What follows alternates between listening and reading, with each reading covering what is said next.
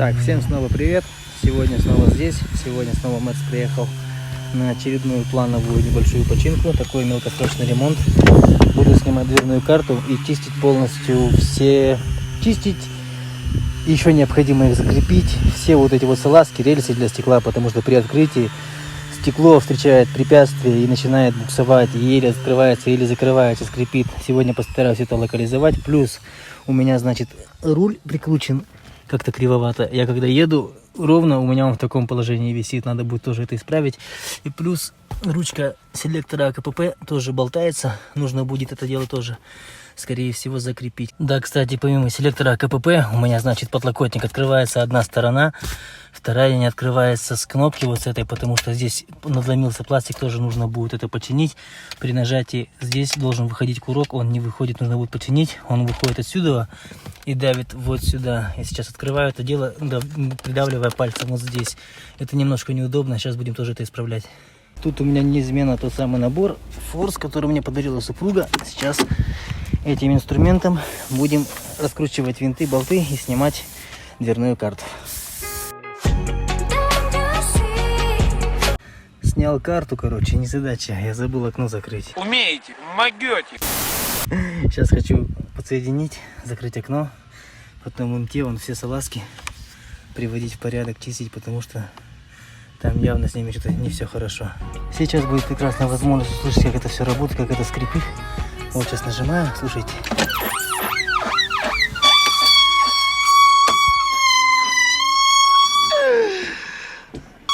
Это реально же невыносимо. Буду прочищать, смазывать, закреплять и так далее. Go. Вот корень вселенского зла. Вот эти вот клепки, не заводские, видно, что они болтаются. Вот они болтаются. Вот салазка, по которой входит стекло. Она здесь не зафиксирована. Она ходит ходуном. И стекло, когда оказывает давление при закрытии или открытии, начинает, соответственно, все поскрипывать. Оно сопротивляется и начинает тупить.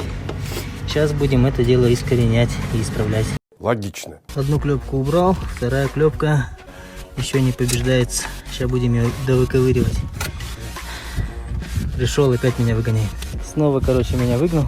Собирается сам сейчас это дело выковыривать. Клепки будем менять, короче, мы на болты с гайками и гравером. Отвертка плоская там, брат. Потому что клепки алюминиевые, и их ушатывают. Видимо, давление у стеклоподъемника мощное. Короче, коротко ли, долго ли мы сняли эти клепки, поставили другие. Вот это дело так выглядит. Значит, новые клепки, мощненькие, хорошенькие. Все, в принципе, норм, салазка не болтается. Я сейчас все это дело продую, прочищу. В идеале бы смазать силиконовой смазкой, чтобы пыль не садилась, но у нас таковой нет, поэтому ничего смазывать не буду, просто соберу. Предварительно проверю, скрипит, не скрипит и так далее. Далее, потом после этого к рулевому колесу, а потом к селектору, а потом к бардачку. Нашли еще одну проблему. Вот такая вот штука. Будешь вот на болты здесь. сажать там? Должна быть еще и вот здесь, и должна быть еще клепка. Ни того, ни другого нет. Сейчас будем это как-то дело колхозить ставить, потому что салазка еще сверху болтается. Все как в лучших домах Лондона и Парижа, товарищи. Снизу, короче, мы порешали болтами. Вот так вот. Закрутили, срезали, зашлифовали. Сверху нашли вот это вот место, вытащили. И клепка стоит на месте, все как надо. Открывается стеклопакет и закрывается шустро, но еще скрипит. Но сейчас я салазки как-нибудь протру, вычищу. Вон как летает. А до этого вообще было раз в 20 медленнее. Сейчас все шикарно. И все будет тип-топ. Собираю и за руль браться. Вот, значит. А теперь краткий комментарий моего товарища. Что вы думаете по поводу электропакета? Это говно, Мерседес. Мерседес навсегда! Смотрите, что он со своей машиной сделал. Тут уже крыша другая стоит. Пол морды другая. С той стороны водительская сторона, двери, стойки другие. Вот это ремонт у человека, я понимаю. От души просто. Днями, ночами срезает старый Раптор. Весь кузов приводит в идеал. И потом новым Раптором. Тут был неимоверный зазор между стойкой и дверью. Дверь новая стоит. Вот эта стойка с новой крышей другая стоит. А так. Ходит. Трудися. Короче, сейчас будем нажимать кнопку. И вы будете слышать, какая разница между тем моментом и этим. и вверх. И лишних звуков нет. Все по фэншую. А дружище мой выпиливает себе стекла. Помог бы чем Жесть, что творит. В историю войдет.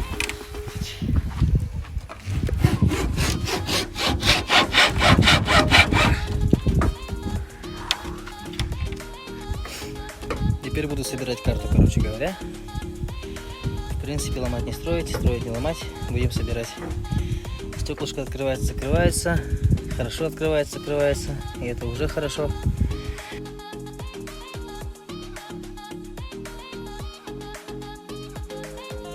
Все, карту собрал. Работает очень хорошо. Сейчас покажу. Красота, не скрипит. Вверх поднимается немного медленнее. Машина все-таки 20-летняя, но как классно. Шикарно. Все. Приступаем теперь к подлокотнику. Так, ребята, вот проблема вся вот в этой крышке, потому что при нажатии на второй курок не срабатывает механизм, который прожимает вот эту кнопочку. Сейчас разберу, вскрою и разберемся, в чем проблема. И будет бардачок у нас открываться так же хорошо, как сейчас работает хорошо стеклоподъемник. Вот эта вот штука, фиксаторная, так сказать, ручка, которая работает в двух положениях. Она здесь вот треснула. Из-за этого все к чертям собачьим повылетало. Сейчас я все это подклеил. На место собираю механизм. Кнопки работают идеально. Клей не заблокировал. Свободу действий не ограничил. Все работает хорошо. Теперь осталось только собрать. И мой бардачок будет открываться в штатном режиме. Безо всяких непонятных извращений. Ввиду того, что там что-то необходимо было открывать, прожимать и так далее. Сейчас соберу. И будет песня. Вот это сюда. Ну так, друзья, в общем, все, проверка боем. Сейчас будем прожимать кнопочки, проверять, как они хорошо открываются. Первый сегмент открылся замечательно. Закрываем. Второй сегмент открылся замечательно. Закрываем. Прекрасно. Теперь приступаем к болтающемуся вот этому селектору. Не сам селектор, а вот чисто ручка болтается. Походу болтика одного не хватает. Сейчас буду добавлять. Так, господа, селектор все не так, что прям сильно, ну, нормально зафиксировался. Там нет каких-либо болтов, которые фиксируют его, он просто снимается и одевается. И вот на вот этом центральном стержне у сечения идут такие ребра. По всей видимости, выработка пластика самой ручки селектора. Ну, проблема решается народным способом. Намотал туда просто изоленту, отдел, все держится помертвее. Теперь вот эта вот проблема. Видите, как руль стоит? Необходимо теперь это дело мне снять. Это сейчас колеса ровно. Поставить руль ровно и закрутить. А то, когда едешь вот так вот по трассе, и у тебя руль не очень ровно, ну такое, при этом колеса ровно, резину не ест, развал на месте. Вот так, как-то так. Сейчас исправим. Короче, мучился, руль снять не получилось. Здесь, значит, как бы надо снять airbag для начала. Вот с этой стороны есть такие вот, короче, два там болта, 30-й торекс. И этот торекс должен быть короткий, сантиметров 10, не более. А у меня вот такая буква Г, длинная штукенция, сантиметров 20, не подлезть я и так, и сяк.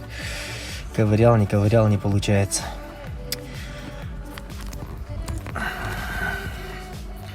Ну что ж, друзья, на сегодня, в принципе, все.